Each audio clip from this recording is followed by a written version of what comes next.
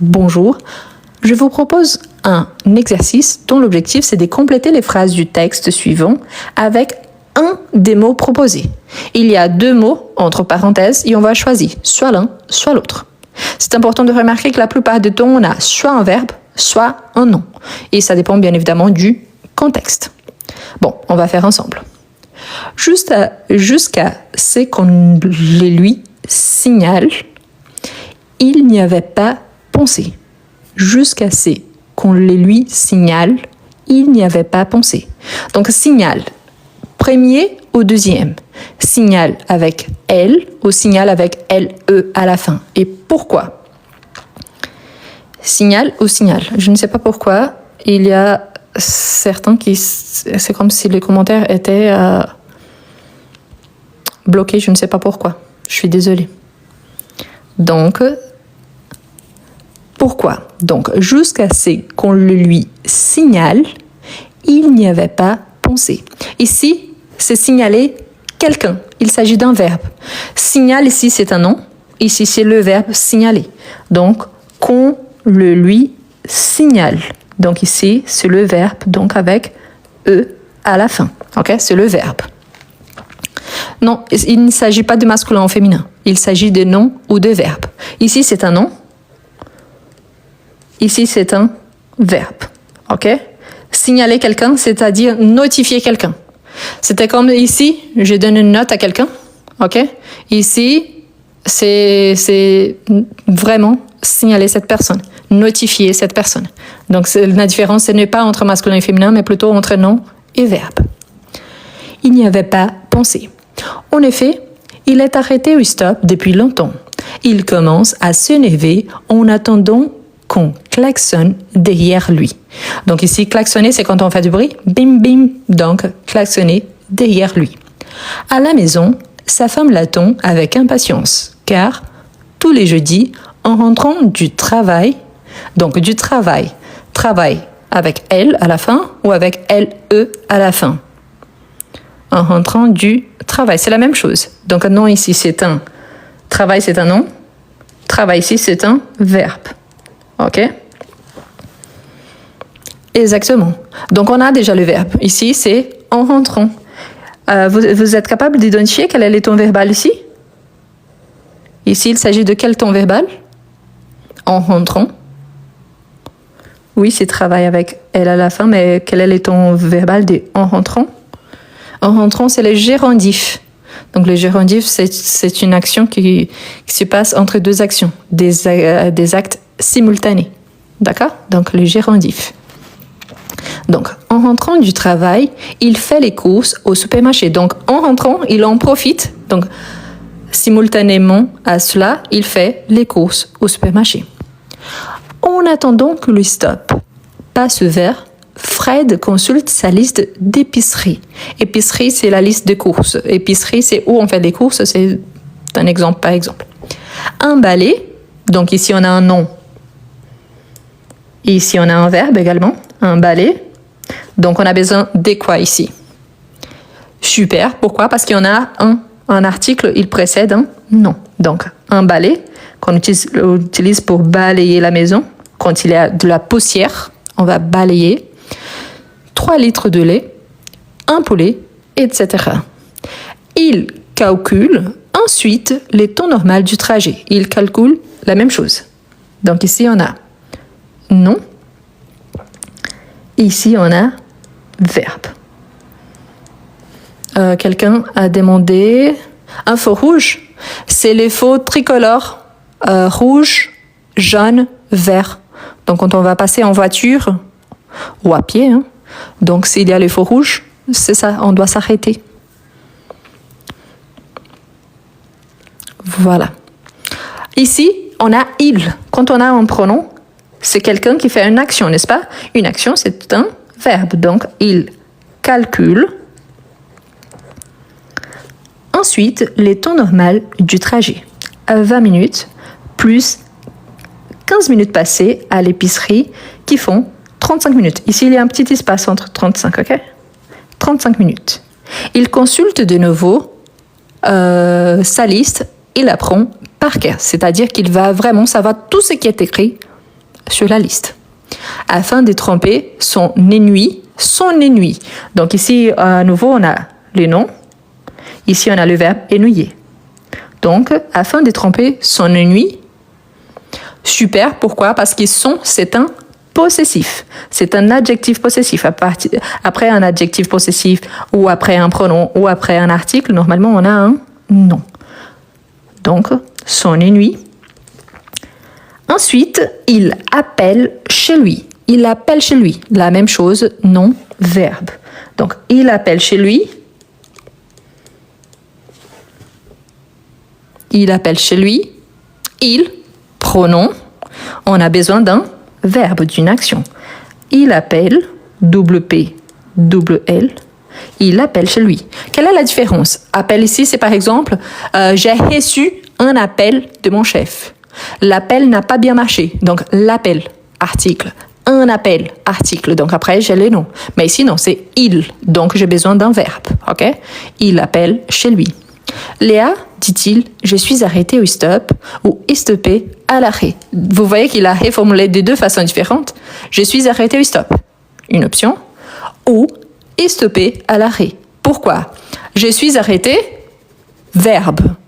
À l'arrêt, non. Ou stop, non. Ou stoppé, verbe. Donc, vous voyez qu'ici, il y a les jeux de mots avec ce qu'on travaille dans le texte. Je ne suis pas prêt de rentrer et ça m'ennuie. Donc, je ne suis pas prêt. Donc, ici, on a deux sortes de prêt. Prêt en tant que préposition. Préposition. Et prêt dans le sens de je suis prêt, je ne suis pas prêt. Donc, ici, c'est un adjectif. Lequel utiliser? Donc, je ne suis pas prêt de rentrer. Lequel choisir? Prêt ou prêt? Oh ouais, il y a de malins qui envoient le prêt sans accent pour dire, mais prêt avec S, prêt avec T, pourquoi? Ça, celui-ci surtout, j'aimerais bien l'explication. Hein? J'aimerais bien parce que là, c'est celui qui m'a intéressé le plus. Pourquoi? Et après, je vais vous expliquer le pourquoi. Je ne suis pas prêt de rentrer et ça m'ennuie. Donc, essayez de remplacer par « je ne suis pas proche de rentrer ». Cela va vous faciliter la vie. Si on dit « je ne suis pas proche de rentrer », ça vous facilite la vie?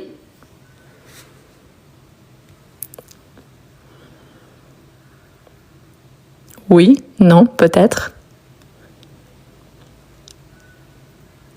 Donc, prêt de rentrer ou prêt de rentrer. Vraiment, je prends du temps parce que j'attends vraiment de tout les options qu'il y a, celle-ci, c'est celle qui pose plus de soucis. Je ne suis pas prêt de rentrer et ça m'ennuie. Ici, je vais vous donner deux possibilités et vous allez voir qu'il y a oui, cela arrive dans le texte. Si, ici, si je pense dans le sens qu'on a le verbe être, n'est-ce pas? À accompagner, parce que ça, c'est super important. Je vais même changer la couleur pour faciliter l'explication. OK? Ici, on a un verbe. Ici, on a un autre verbe suivi qui vient juste après une préposition. Si je pense dans ces contextes-là, si je dis « je ne suis pas prêt de rentrer dans le sens des proches », je peux utiliser le « prêt » avec accent. OK? Prêt dans ce sens-là. Attention, parce qu'il y a deux sens différents. OK? Exactement. Prêt, c'est le contraire de loin. Donc, je suis loin de rentrer. Je ne suis pas proche de rentrer. Pensez ça en premier contexte. Mais prêt de rentrer avec ET, ici avec accent circonflexe, c'est possible dans le sens qui il me manque faire encore des choses. Je ne suis pas encore prêt. C'est-à-dire que je ne peux pas rentrer encore parce qu'il me manque des choses à faire. C'est-à-dire que je pourrais utiliser tous les deux dans ces contextes ici. Oui, il y a cette possibilité. Ici, dans le sens des proximités par rapport au temps, parce que vous vous rappelez qu'il était en train de calculer et que ça lui fait 35 minutes. Donc, c'est une possibilité. Et ici, c'est dans le sens, et ça, c'est très, très utilisé, dans le sens de prêt à faire quelque chose. Et dans ces cas-là, comme c'est prêt à faire quelque chose, les courses, on peut l'utiliser. Quelle chose? Faire les courses et ensuite rentrer. Donc, vous voyez qu'il faut analyser les contextes. Ici, c'est une préposition que je pourrais utiliser dans le sens de loin et prêt dans le sens à faire quelque chose. Moi, particulièrement, je préfère au prêt de rentrer en tant qu'adjectif, dans le sens de faire quelque chose et la chose ici, c'est rentrer. Donc, moi, je préfère celui-ci. OK? Mais je pourrais utiliser celui-ci si je suis capable d'expliquer la préposition. D'accord? C'est pour ça que c'est important. Particulièrement, si c'est une évaluation, moi, particulièrement, j'utiliserai cette formule ici dans le sens de prêt à faire quelque chose. D'accord? Donc, vous avez bien compris. Et en sachant que moi, en tant que femme, je dirais, je ne suis pas prête de rentrer, je pourrais dire, mais je ne suis pas prête de rentrer. Donc, prête, il fallait faire l'accord. C'est aussi une chose à penser. Pourquoi? Parce qu'il y a certains mots qu'on n'a pas vraiment besoin de faire l'accord parce qu'il y en a seulement la formule qu'on considère neutre, mais qui parfois c'est que le masculin. Mais voilà, c'est pour ça que j'attire toujours l'attention. Il y a plus d'une façon d'interpréter la même chose.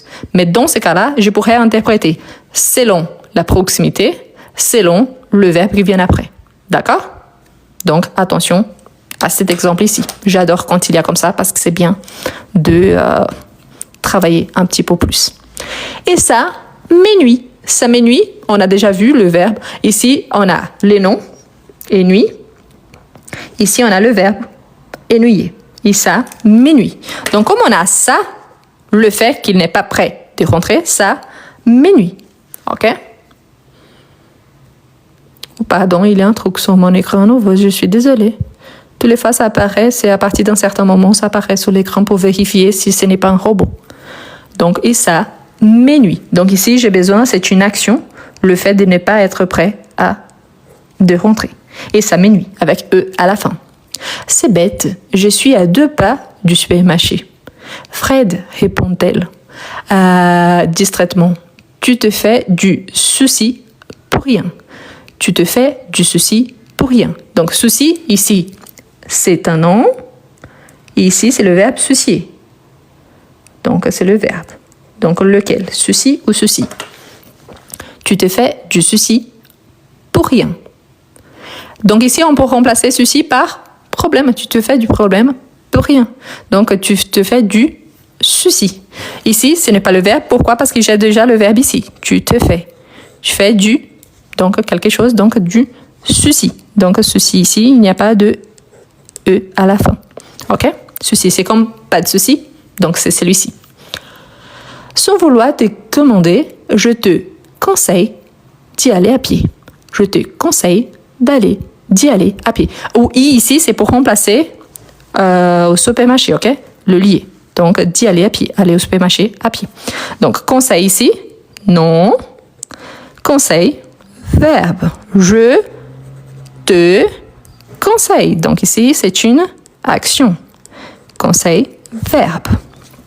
D'y aller à pied.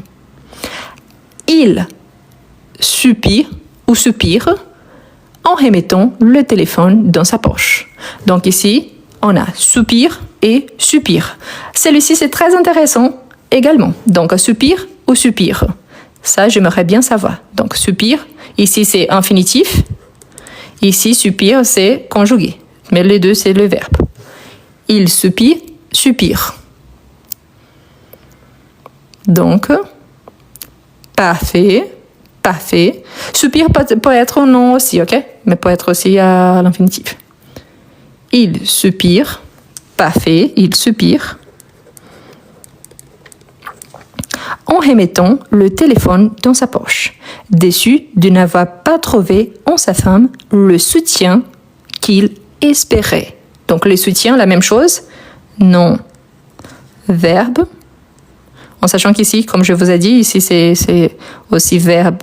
Oh non, ici c'est ça pour occuper la place des noms et des verbes. Donc, soupir, quelqu'un pose la question, ça veut dire quoi quand on dit ça c'est soupiré, ok? Un soupir. Voilà.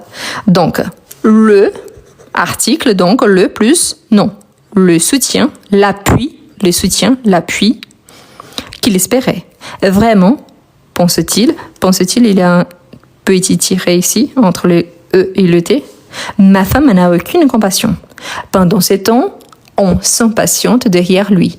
On crie, donc crie, non, verbe, c'est le verbe crier, et on klaxonne. Klaxonner, bim, bim, donc klaxonne. On crie, donc ici, on, plus verbe. On crie et on klaxonne. Parfait. Ce texte, si je dois le placer par rapport au niveau de difficulté, c'est un texte niveau B1. Vous voyez bien qu'il y en a plusieurs temps verbaux, on a plusieurs pronoms différents, on a des noms et des verbes qui mélangent les deux, donc on a une certaine difficulté par rapport à ça. Mais en même temps, c'est un texte, si vous connaissez déjà et si vous avez un vocabulaire assez élargi, il devient plus simple. C'est vrai qu'il y en a, par exemple, ici au départ, on a un complément d'objet direct, un complément. Ensuite, on a un pronom qui est là. On a le pronom I qui est utilisé ici dans la négative à l'imparfait. Et en plus, on a le pensé, donc on a le plus qui est parfait. Vous voyez qu'il y a plein de temps verbaux différents. Du coup, ce texte, comme je vous ai dit, je le placerai niveau B1 et facilement on pourrait le retrouver dans la révision du niveau B2. Donc vous voyez qu'il est plus difficile. Ce qui est intéressant, tous les mots que je vous ai lus ici, on les prononce de la même façon. Pourquoi? Parce que les E à la fin, s'il n'est pas accentué, il n'y a pas de son. Donc il devient un E muet, c'est ce qu'on appelle de lettres muettes. La même chose ici, par exemple, travail, calcul, donc on prononce le L qui vient avant. Et c'est pour ça que c'est intéressant de remarquer cela. Pourquoi? Parce que le plus important ici, même si je ne suis pas capable, sauf cette option ici, qui c'est différente, parce qu'il y a une préposition et un adjectif, qu'on pourrait utiliser en tant que verbe, le verbe prêter également. Sauf cette option ici, tout le reste, si vous regardez qu'avant il y a un adjectif, si on regarde bien s'il y a un pronom, si on regarde bien s'il y a un article, s'il y a une préposition, on est capable d'identifier même si on ne connaît pas toutes les règles. Et c'est pour ça que c'est intéressant. D'accord? Donc, on prie. Comme je vous ai dit, donc au niveau B1, et on pourra le retrouver facilement dans la révision du niveau B2. D'accord? En sachant donc que je vais vous partager sur ma chaîne YouTube. Donc, si vous êtes arrivé après, vous pouvez regarder directement sur ma chaîne YouTube plus tard. D'accord? Bon, pour ceux qui sont arrivés après, n'oubliez pas, ma chaîne YouTube, c'est le même nom. Ça veut dire je veux apprendre le français, mais vous allez taper en portugais comme ça, ok? Vous allez taper comme ça. Et il y a, normalement, quand c'est des exercices comme ça, je mets dans la playlist exercices, donc exercices de français. Là-bas, il y a plusieurs niveaux différents, donc cherchez selon votre niveau. Si vous êtes débutant, niveau débutant, si vous êtes niveau A2, niveau A2. C'est intéressant que ce n'est pas parce qu'un texte il est au niveau B1 que ça vous empêche de travailler avec lui. Et ce n'est pas parce qu'il est au niveau A1 et vous êtes au niveau B1 que ça vous empêche de travailler le niveau A1. Pensez toujours, c'est une révision, mais au-delà de ça, comment est-ce que vous pouvez adapter selon votre niveau? D'accord? Et pour ceux qui ont trop de difficultés, n'oubliez pas, comment mieux écrire en français? Production écrite, je conjugue la base et le passé composé. Bientôt, des nouveautés par rapport à la production orale.